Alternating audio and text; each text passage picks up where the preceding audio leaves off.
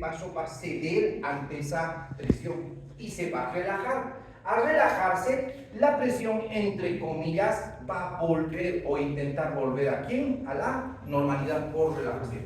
Entonces, un vaso sometido a estrés, donde aumenta el volumen, hace complacencia diferida. Después de un tiempo diferido, se relaja, ¿ya? Y lo que hace es se reacomoda. Se reacomoda. ¿Para qué? Para que después el sistema nuevamente vuelva a la situación inicial o normal. ¿Ya? ¿Qué pasaría si tú eres una persona joven y yo te pongo estos 2 litros? Entre comillas, tu presión va a subir por muy poco tiempo, se va a relajar frente al estrés, se va a reacomodar, ¿ya? Hasta que tus riñones orinen el exceso. Y listo, la presión se va nuevamente a estabilizar. Pero esto pasaría, lo mismo pasaría a un paciente mayor de 60 años, no va a pasar lo mismo. ¿Ya? El peligro es que tú, si por alguna razón le pones extra al paciente mayor de 60, 65 años, el peligro que eso no se dé. ¿Por qué? Con la edad, después de los 65 años, los vasos sanguíneos, después de los 65 años, empiezan a hacerse más rígidos. Por eso se establece lo que se denomina, empieza a haber arterioesclerosis. Y esta, no he dicho atero, he dicho arterio. Una cosa es la ateroesclerosis. Por favor, vas a tomar en cuenta bien eso. Te voy a preguntar en tus casos clínicos. Aquí no vengo, como te digo, a distraerte ni a darte el básico de medicina. Necesito que seas mejor que yo. Necesito que te destaques, necesito que todo. No necesito que seas, hay que darte lo mínimo, ya, no importa. No. Aquí tienes que ser mejor. Y mejor que todos tienes que ser. ¿Sí? Entonces, una cosa es la arteriosclerosis y otra cosa es la ateroesclerosis. Esto vamos a hablar después. ¿Sí? La arteriosclerosis se va a presentar en todos nosotros, en ustedes, en mí, en todos, después de los 65 años. Va a depender mucho tu genética, va a depender mucho la vida que hayas llevado de joven, si has fumado, si has hecho una vida que no has comido comida saludable siempre, etcétera, etcétera. Esto, más la genética, va a ser mucho más severo, ¿ya? ¿Y qué va a pasar? Va a subir la presión.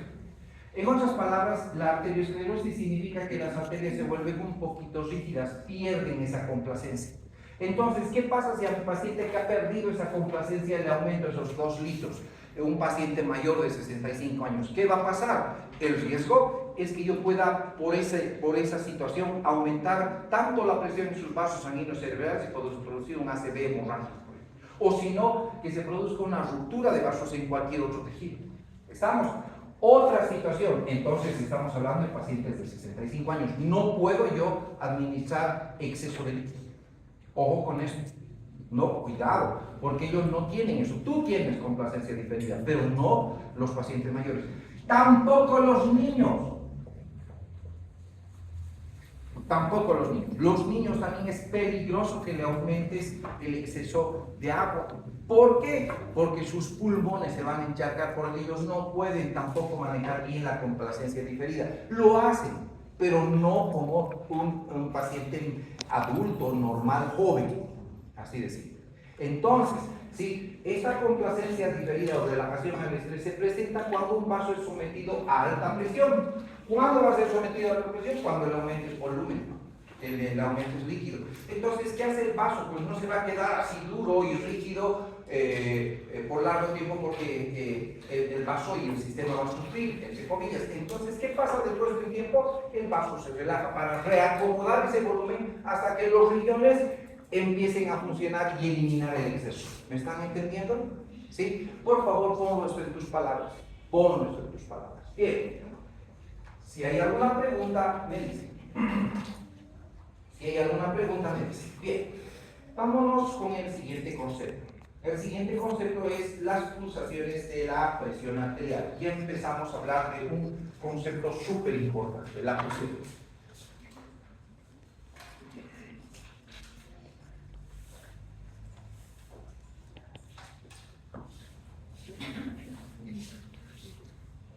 ¿Qué era la presión arterial entonces? Pregunta.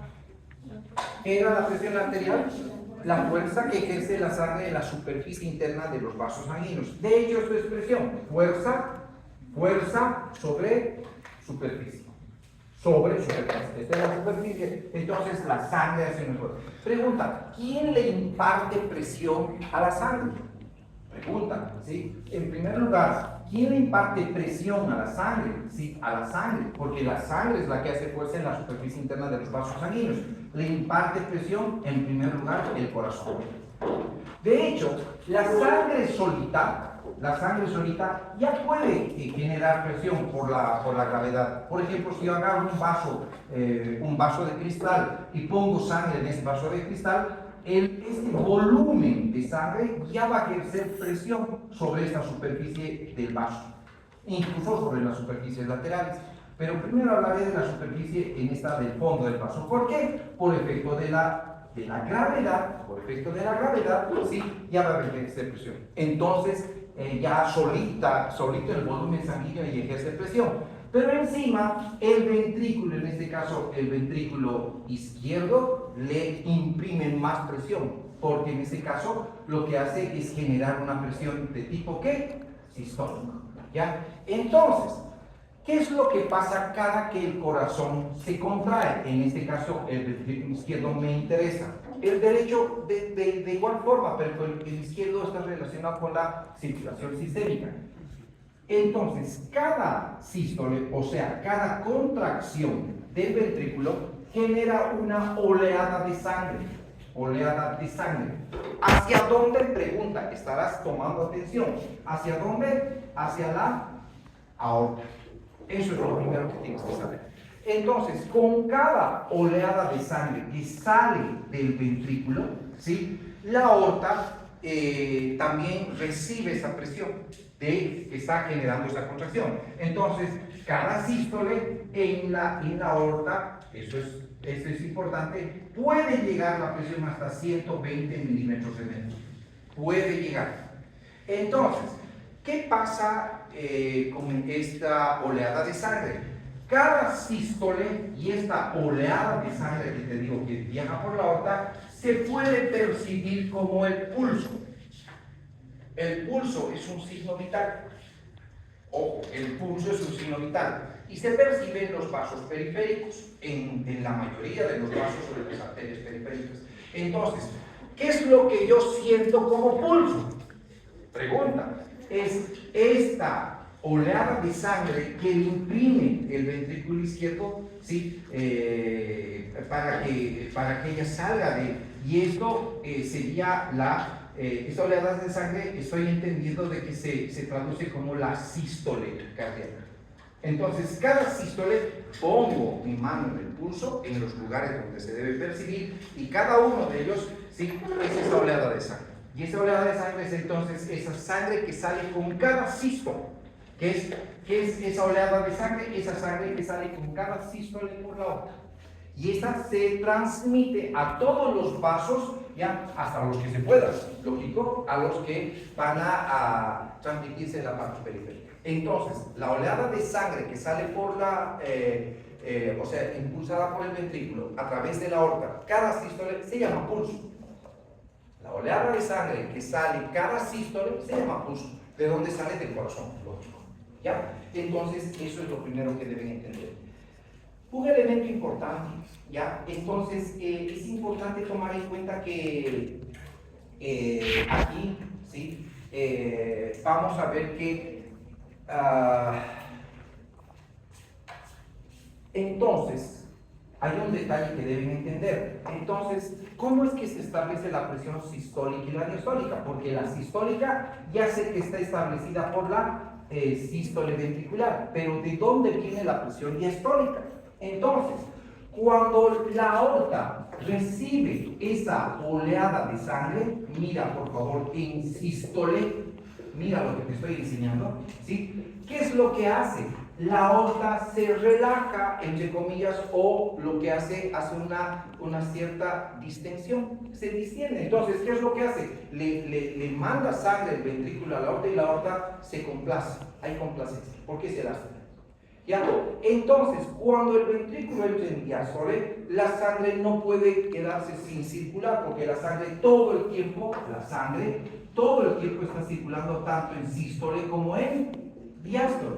Entonces, ¿cómo pasa en diástole? Resulta que cuando se genera la sístole, ¿ya? La aorta se distiende un poquito, no voy a decir que se distiende. ¿Y qué pasa cuando el corazón, que está por mi detrás, entra en diástole? La aorta se contrae para seguir impulsando la sangre mientras el corazón esté en diástole. ¿Sí? Entonces, ¿sí? La presión sistólica es de 120 milímetros de mercurio en sístole, y la presión diastólica, que es dependiente de la arteria aorta, es de 80 milímetros de mercurio. ¿Ya? Eso es lo primero que deben saber. ¿Sí? Entonces, ¿qué pasa en la sístole? La aorta se complace, o sea, hace esto. ¿Ya? Pero cuando ya ha terminado la sístole ventricular, la aorta lo que hace es contraerse para seguir impulsando la sangre mientras el ventrículo está en diástole. Entonces, después de que hace esto, viene nuevamente la otra sístole. Y eso es cómo funciona más o menos la aorta. ¿Ok? ¿Ya? Entonces, esto es lo primero que debes saber. Un detalle importante, la diferencia, se llama presión diferencial, entre la presión sistólica menos la presión diastólica, ¿sí? Se llama presión diferencial. La resta entre la presión sistólica y la diastólica se llama presión diferencial. Y la presión diferencial es más o menos unos 40 milímetros de mercurio en condiciones normales. Ojo que esto es importante. Ahorita ya vas a ver cuál es la aplicación clínica. Todo tiene aplicación clínica. De aquí en adelante todo tiene aplicación clínica porque repercute en la fisiopatología. ¿Sí? Entonces, ¿sí? Habíamos entendido que cuando hay una sístole la sangre sale con la misma presión del ventrículo. Pero ¿quién maneja la presión diastólica? La aorta. La aorta para mantener la sangre circulando. Ahora, ¿qué pasa cuando el paciente, ¿sí? El paciente es mayor de 60 o 65 años? El libro creo que dice, no es aquí nada matemático. Muchos me han preguntado incluso en la clase práctica, ¿usted ha dibujado el diagrama de Wiggers o el diagrama del ciclo cardíaco así? En el libro no es así, ¿ya? En realidad, lo que he dibujado y lo que está en el libro tampoco es matemático. Solo necesito que te des cuenta y entiendas los fenómenos que se producen secuenciales. ¿Sí? No es súper matemático, tampoco yo puedo reproducir todo. Primero, por eso lo he hecho el dibujo. Después del dibujo del corazón es el diagrama. Después de entender todos esos detalles.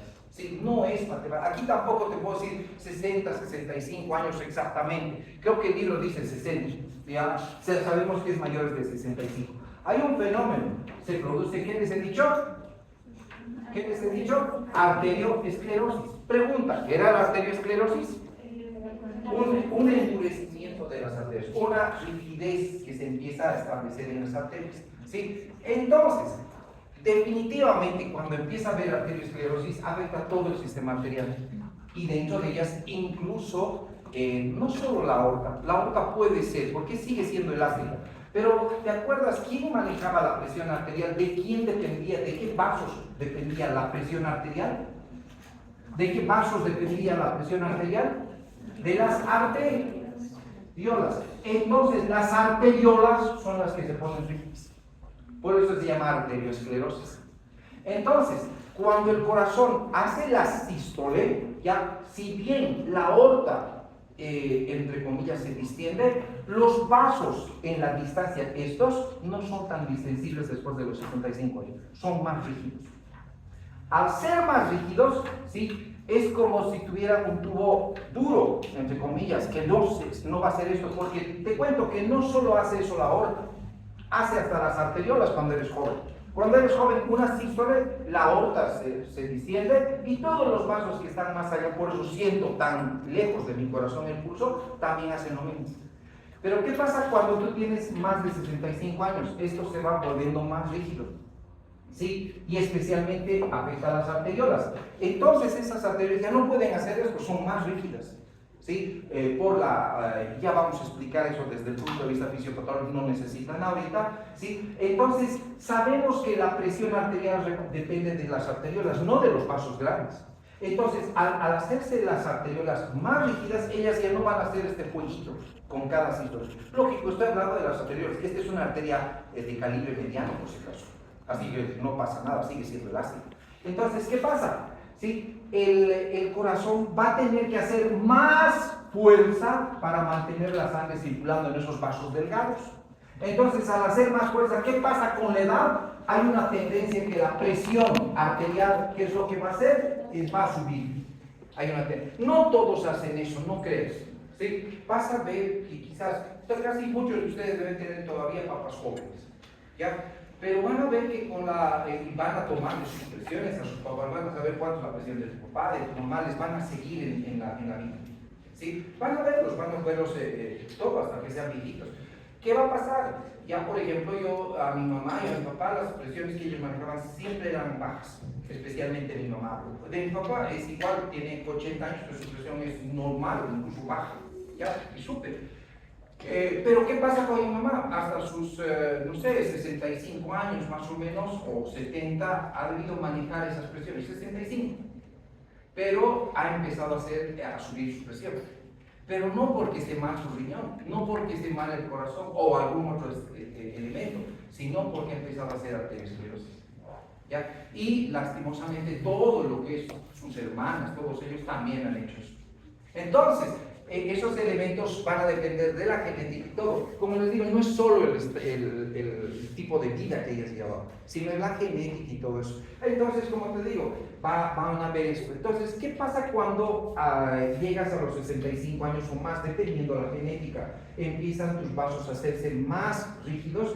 Entonces, ¿qué pasa? Al hacerse más rígidos los vasos del corazón, tienen que hacer más fuerza para mantener la sangre circulando en esos vasos rígidos. Ya no hacen esto para permitirse seguir mandando buena cantidad de sangre adelante, especialmente en los vasos pequeños. Entonces, ¿qué hace? El corazón hace más fuerza. Entonces, la presión arterial con la edad puede, no he dicho que va a subir, no es en todos. Hay una tendencia que suba. ¿Estamos hasta ahí? ¿Alguna pregunta? ¿Quién no ha entendido qué es eso? Entonces, esta diferencia de la presión sistólica y la presión diastólica se llama presión diferencial. La presión diferencial es muy importante en la parte clínica. Ya les voy a explicar por qué, con unos dibujos que están en tu libro y unas explicaciones que ahora voy a hablar. Y está relacionado con eso de la arteriosclerosis. Bien, por ejemplo, cuando aumenta esta presión diferencial, ¿sí? Por ejemplo, la presión diferencial puede aumentar a 60, puede aumentar a 80, o puede ser estrecha, de 20, ¿sí? Es anormal. Entonces, esta presión diferencial es importante desde el punto de vista clínico, que ahora les voy a explicar. Entonces, ¿cuánto es la presión diferencial? Unos 40 milímetros de mercurio. ¿Cómo se calcula? Es la resta de la presión sistólica y la presión diastólica. A eso se llama presión diferencial. ¿Sí? Ahora vamos a hablar de los perfiles del pulso, porque tú ya sabes que hay pulso porque hay esa diferencia entre la presión sistólica y diastólica. Por eso se llaman perfiles de pulso, que les voy a explicar. Está conmigo. Si hay preguntas, me dicen si no han entendido, también les voy a rogar, por favor.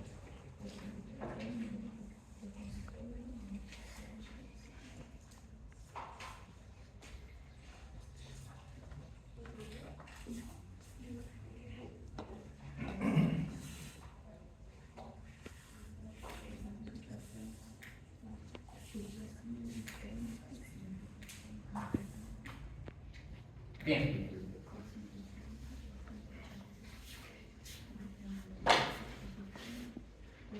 Perfiles del pulso. En otras palabras, ¿sabes qué significa? Tipos de presión diferencial. Entonces, gracias a la presión diferencial hay el pulso. Por eso esa diferencia entre la sistólica y la diastólica, bueno, lógico, ya entendiendo desde un punto de vista más obvio. Ya los perfiles de pulso, ¿qué debes entender? Ahora, en este punto necesito hablar de lo siguiente. Los perfiles de pulso están relacionados principalmente con la curva de presión, en este caso aórtica. ¿Sí? Un perfil de pulso normal, mira, esto es lo que ya conocemos, X, Y, y aquí voy a poner 80 milímetros de mercurio, aquí voy a poner 120 milímetros de mercurio. ¿Cómo era el perfil de pulso de la aorta? ¿Sí? O mejor dicho, la curva de presión de la aorta, ¿cómo era? ¿Sí? Iba hasta arriba, hace esto y hace esto. ¿Correcto? ¿Sí o no? Ojo que está en el diagrama de Willis. ¿Sí? Este es un perfil de pulso normal, donde se observa lo siguiente. La aorta tiene una presión diastólica de 80 y una presión sistólica ejercida por el ventrículo o transmitida por el ventrículo a 120. La presión diferencial es de 40 milímetros de mercurio. ¿Ya? Y se observa incluso esta escotadura dícrota que corresponde ¿a quién? Al cierre de la válvula, y esa no solo corresponde al cierre, sino se produce esto, porque mira cómo he hecho, ¿sí? Se cierra un poquito antes, se produce a la protrusión de la válvula hacia el ventrículo. Entonces, cuando la válvula, escúchame bien, esta es la válvula aórtica, se abre para mandar la sangre hacia la aorta, ¿sí? Ella cierra en diástole, cuando el ventrículo entra en diástole, la válvula hace esto. Igual que la otra válvula, ¿se acuerdan de la aurículo ventricular? Quería abrirse hacia la aurícula, esta quiere abrirse hacia el ventrículo, pero no lo va a hacer porque son válvulas competentes, pero hace esto. ¿Sí? Entonces, al hacer esto, se ve esta escatadora dícrota. Así es. No solo es cierre, sino es esa protrusión de la válvula en sentido contrario, pero intentando devolverse la sangre hacia el ventrículo. ¿Estamos hasta ahí? Entonces, un perfil de pulso normal es este, donde ves la presión diastólica de la aorta, la presión sistólica, la escotadura dícrota y listo. Así es. ¿Ya? Ahora, ¿puede haber perfiles de pulso anormales? Sí. Y esto se pregunta en el examen, yo te voy a preguntar también, porque sirve para la parte, en este caso la parte clínica. ¿Sí? Bien, ¿qué te he dicho que pasa con un paciente que tiene arterioesclerosis? Pregunta. Sí, voy a dibujar, voy a intentar hacer lo mismo. ¿Qué te he dicho que existe un paciente que tiene arterioesclerosis? Empieza a hacer más fuerte el corazón y de esa manera sube la presión.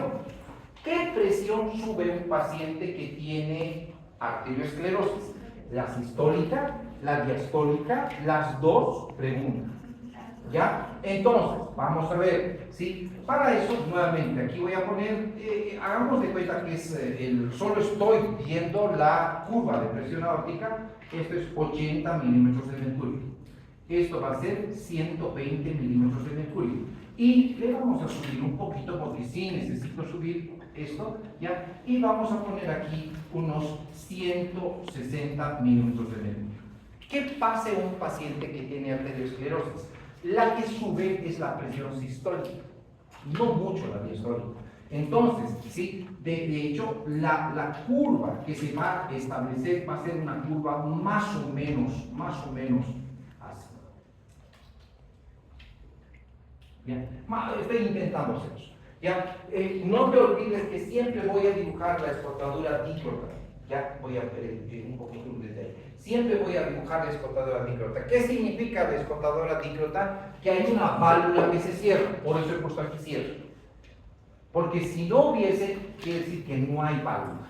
Entonces, ¿cómo hago eso? Para que lo entiendan, más o menos así. Ya, ahí está. ¿Sí? Sé que no está como en el libro, los que no puedo yo dibujar, no es que tú sepas que esté como en el libro, nadie te dice que incluso el libro esté correcto. La cosa es que entiendas que cuando un paciente tiene arterioesclerosis, la presión diferencial es mayor a 40.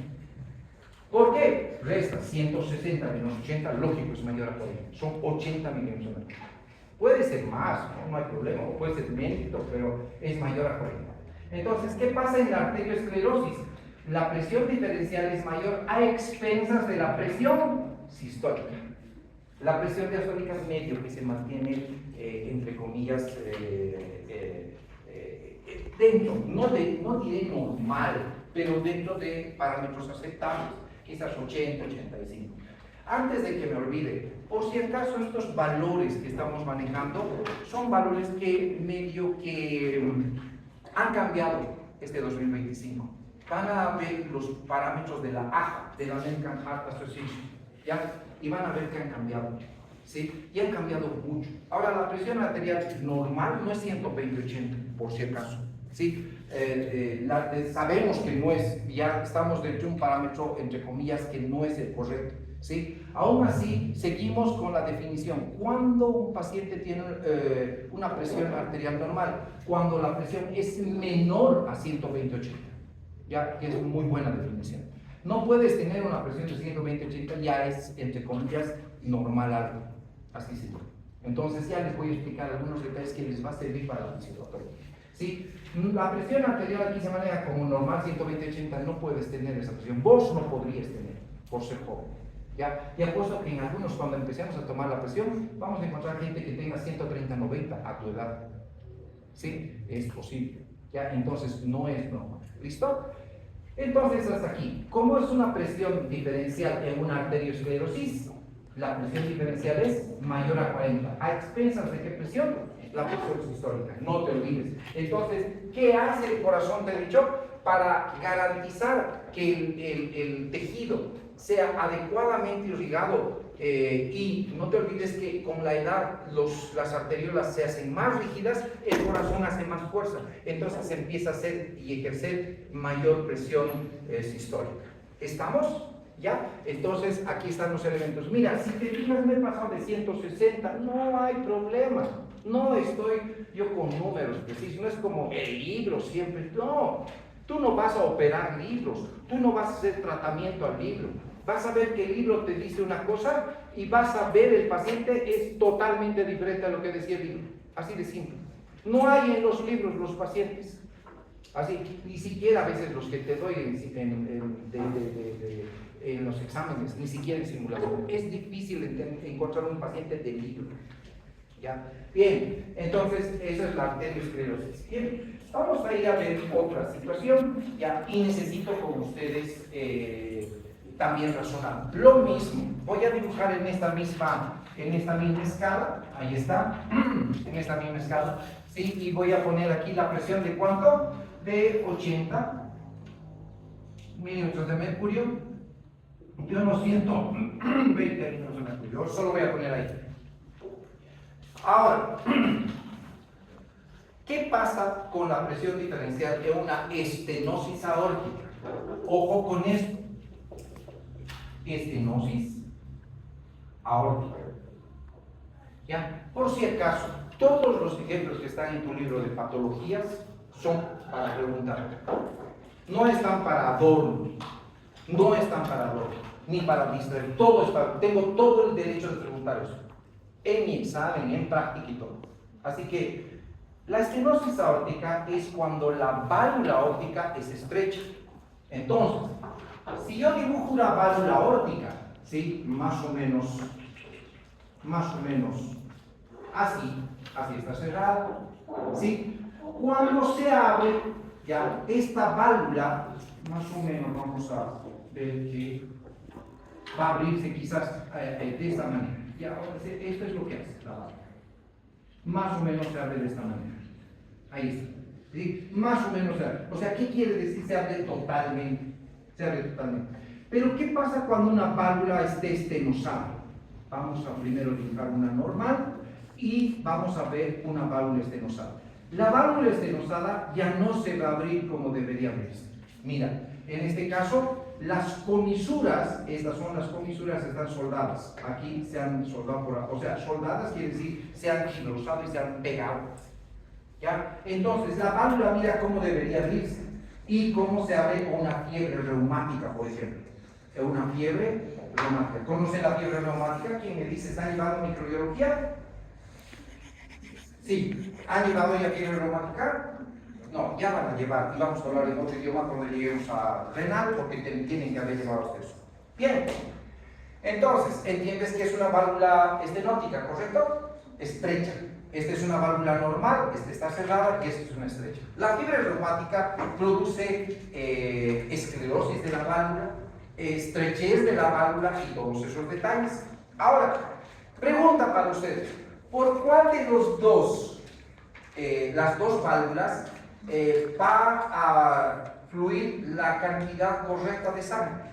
Es decir, esos 5 litros por minuto. Le ponemos los 70 ml por volumen sistólico. ¿Cómo es? ¿Por esta, por las dos, o habrá alguna diferencia? ¿Qué dicen? Si tenemos una válvula estrecha, el volumen sistólico también va a ser bajo, va a salir menos sangre. ¿Entendido? ¿Ya? Y además, por la válvula estrecha, al haber menos volumen sistólico, por la válvula estrecha se va a generar una menos presión hacia la aorta. ¿Estamos? Entonces, si yo te dibujo un ventrículo, ahí está. Esta es la aorta. Pero en este caso, esta válvula es estrecha. Pregunta, ¿sí? ¿Cuánto de presión va a ser el ventrículo para que salga la sangre por la válvula estrecha? ¿Mayor o menor presión que antes? Mayor. Bien. ¿Quién va a sufrir cuando hay una válvula estrecha? El ventrículo. Al hacer mayor presión, es como si él así hiciese ejercicio todo el tiempo y este ventrículo se va a hipertrofiar. Bien, nada sería eso. Como la válvula es estrecha, haga la presión que haga este ventrículo, lo que salga por aquí de presión va a ser baja, especialmente la sistólica. Por eso una presión o un perfil de pulso de una estenosis aórtica va a ser más o menos de la siguiente manera. Ahí está. ¿Qué significa? ¿Sí? La presión diferencial, ¿sí? Va a ser menor a 40, o sea, baja, ¿sí? A expensas de que la presión sistólica se acerca a la diastólica. En este caso, la presión sistólica, por decirte, va a ser 100, no sé, podría ser menos, ¿sí? Entonces, en una estenosis aórtica, ¿qué es lo que pasa? El ventrículo, si bien hace más fuerza, esa presión no se puede transmitir a la aorta porque el orificio está pequeño. Entonces, por este orificio pequeño, estrecho, sale la sangre, pero con menos presión que la que ejerce el ventrículo, ¿sí? Entonces, como estoy estudiando la presión, en este caso aórtica, la presión sistólica va a ser baja. La presión diastólica puede mantenerse igual. O porque esta patología se produce incluso congénitamente. Ya las estenosis valvulares congénitas también, por bivalvas, ¿ya? Bien, entonces, ¿cómo es un perfil de pulso de una estenosis aórtica? La presión diferencial es mucho, pero mucho menor. Ahí está. ¿Estamos? Si hay alguna pregunta, me dicen. Si la válvula sigue cerrándose, sigue habiendo escotadura, ¿qué? Dícrota.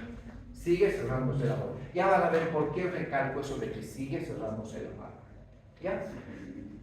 Bien, hasta aquí. ¿Hay alguna pregunta? No. Muy bien.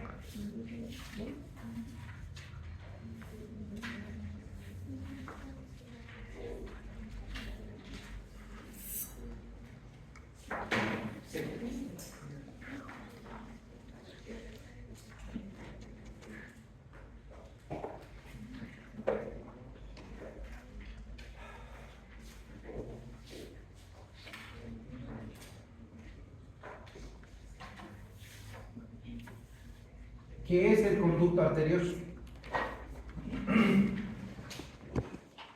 ¿Qué es el conducto arterioso?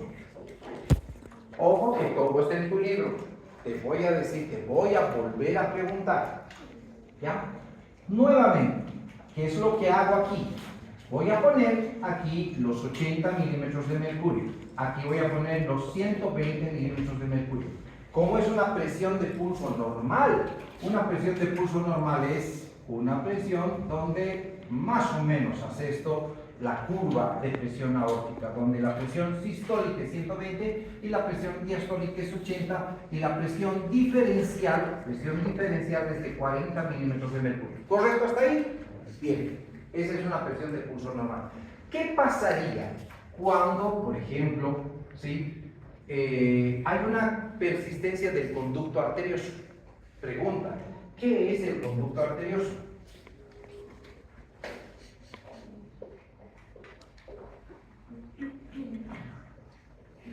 Ya pues, alguien podría hablar. ¿Han llevado esto o no? Han debido llevar en biología. ¿Quién te ha dicho que no se lleva ninguna materia? O sea, las materias que te dan es de puro relleno. Todo vas a utilizar, todo, así de simple. ¿Ya? Entonces, aquí está la arteria, ¿qué? Pulmonar. Muy bien. Ahí está la arteria pulmonar. Bien. ¿Qué es el conducto arterioso? En realidad el conducto arterioso solo es en el adulto un ligamento. ¿Correcto o no? ¿Ya? Que solo, entre comillas, sostiene se sostiene, se comunica entre lo que es la aorta y la pulmonar. Ese es el ligamento arterioso. ¿Ya? Pero cuando estamos en etapa fetal, ¿sí? De fetal, ahí lo vamos a poner, este conducto arterioso es súper importante. ¿Por qué? No les han explicado, ¿cómo les han dado ejemplo? Todo esto tiene importancia clínica. Van a ver cuando tengan a los que hagan pediatría, y si no haces pediatría, no interesa, en los hospitales van a ver la persistencia del conducto y van a ver cómo se hace el tratamiento. Si no cede al tratamiento, tienen que hacer procedimientos quirúrgicos, porque es malo tener ese conducto persistente. Bien, entonces, en condiciones normales, ¿por dónde viene la sangre oxigenada al feto? ¿Por dónde viene? Por el corazón derecho. ¿Sí? El corazón derecho recibe esa sangre, ¿ya? Este pasa al ventrículo derecho y de ahí va hacia la pulmonar.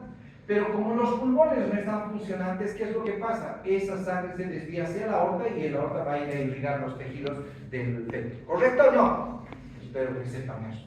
¿Ya? Bien. Entonces, ¿qué pasa cuando este conducto arterioso no cierra? Se llama persistencia del conducto arterioso. Persistencia, ¿sí? del conducto arterioso, porque sí se puede dar. ¿Sí? En realidad hay grave repercusión hemodinámica aquí. Porque, ¿qué va a pasar cuando este conducto no cierre? Pregunta, mira, ahora esto es en el feto. Espero que me estés siguiendo. Hasta aquí yo te he explicado el feto. No me interesa el feto, porque el feto es el feto. ¿Ya? Vamos a ver cuando tú, cuando el feto, o sea, ese feto nace, ¿ya? Y sigue ese conducto arterioso. Bien, pregunta, ¿cuál de los dos corazones ejerce mayor presión, el izquierdo o el derecho? Ojo, te lo voy a poner para entrar en contexto. Este es derecho y este es izquierdo. ¿Cuál es el que ejerce más presión? Estarás atendiendo para el examen, que se te viene para la segunda unidad y para tu práctica. Bien, el izquierdo. Entonces, no te olvides que los pulmones están funcionantes. Y la sangre que viene oxigenada, entre comillas, prestada de la mamá, ya no tiene ningún sentido, porque ya está todo cerrado. Entonces, el circuito de mayor presión es el corazón izquierdo. Entonces, cuando la aorta manda la sangre, pero el ventrículo manda la sangre a través de la aorta, no te olvides que este es el circuito de mayor presión, este es el circuito de menos presión porque es el pulmonar, 25.8 o 25.0 si quieres tomarlo, y esto es 120.0. Entonces, cuando manda la sangre el ventrículo izquierdo a través de la aorta, esta sangre se desvía al circuito pulmonar, porque va de un circuito de alta presión a un circuito de ¿qué? De baja presión. Todo va de donde hay más a donde hay menos. Entonces, ¿qué circuito se va a sobrecargar? El circuito ¿qué? Pulmonar, porque se sobrecarga. Parte de la sangre se desvía hacia o sea, va a ir por la aorta, pero parte se desviará hacia el circuito pulmonar. ¿Sí o no? Es como si hubiera dos conductos por donde iría la sangre. ¿Sí? Pregunta, ¿cuánto es la presión aquí? Es un circuito de ¿qué? ¿De qué? De baja presión. ¿Ya? Por decirte, su presión sistólica de este es unos 25. ¿Ya? Y la presión sistólica es de 120. ¿Estamos? Bien. Dicho todo eso, ahora, ¿qué vamos a ver en un paciente que tiene persistencia del conducto arterioso? Persistencia, ¿sí? Del conducto arterioso. necesito que tomes en cuenta eso. ¿Qué vamos a ver? ¿Ya?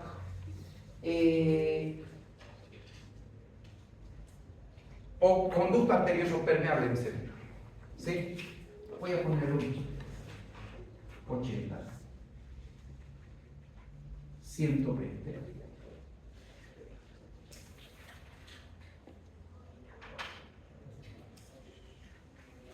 160, 40. Bien, porque he puesto ahora más cosas. Bien, una curva, ¿ya? O un perfil de pulso del conducto arterioso persistente más o menos se vería así. Más o menos. ¿Ya? ¿Qué les llama la atención? Pregunta. Primero, me llama la atención que la presión sistólica es súper alta y la presión diastólica es súper baja. No es como hemos analizado anteriormente. Segundo, la presión diferencial es súper amplia. En este caso, cuando la presión diferencial es mayor a 40,